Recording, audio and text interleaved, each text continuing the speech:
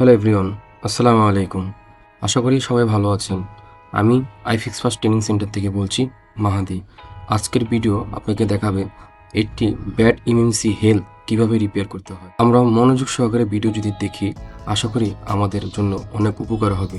বর্তমানে সবচেয়ে বেশি সমস্যা হচ্ছে ইমিউনিটি ব্যাড হেলথ, যার কারণে ফোনটি ডেড হয়ে থাকে। চলুন ভিডিওটি শুরু করি।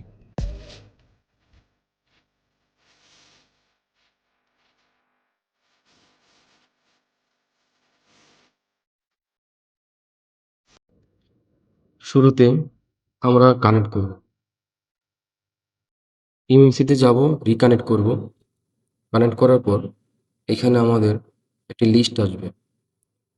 এখানে আমরা দেখতে পাচ্ছি 90 থেকে 100 ডিভাইস লাইফ টাইম ইউসিড, এসএলসি এবং এমএলসি। এর মানে হচ্ছে সিঙ্গেল লেভেল সেল এবং মাল্টি লেভেল সেল। বর্তমানে যে ফাইলগুলো রিড করা হচ্ছে এগুলো হচ্ছে অটোমেটিকলি ব্যাকআপ করা হচ্ছে, অর্থাৎ আপনার ফোনের ভিতরে যত ধরনের রেডিও অ্যাড্রেস আছে ওই ফাইলগুলো ব্যাকআপ করা হচ্ছে। ফোনটি হচ্ছে A10s। অলরেডি এখানে FRP অ্যাক্টিভ আছে।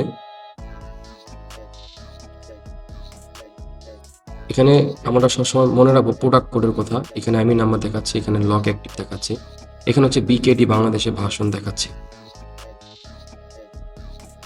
এখানে আমরা আরেকবার রিকানেক্ট করব, বুট মোড এবং হচ্ছে আবার রিকানেক্ট। এখানে ফ্ল্যাশ আইসি নট ডিটেক্ট উপরে একটি লেখা আছে।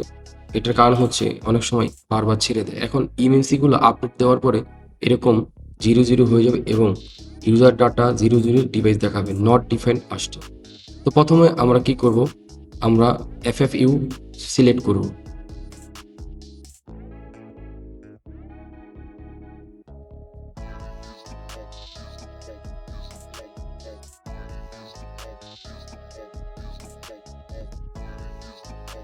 FFU সিলেক্ট করার পর প্রথম আমরা ইরেজ করব।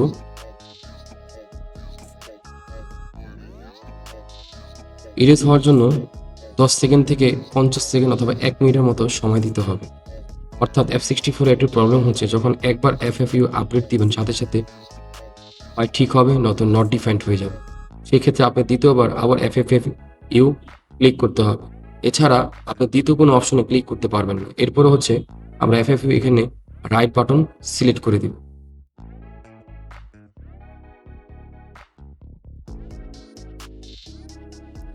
প্রশ্ন হচ্ছে এখানে আমরা কি সিলেক্ট করব? সিলেক্ট করব হচ্ছে একটা স্টোরেজ আইসিতে যে উপরে পার্ট নাম্বার থাকে, এখানে যেই কোড নাম্বারটা লেখা আছে, তো বিভিন্ন ইএমএমসিতে বিভিন্নভাবে লেখা থাকে। তো এখান থেকে আমরা পার্ট নাম্বারটা সঠিকভাবে মিলাবো। এরপর হচ্ছে আমরা সরাসরি এখানে আপডেট করে দিব।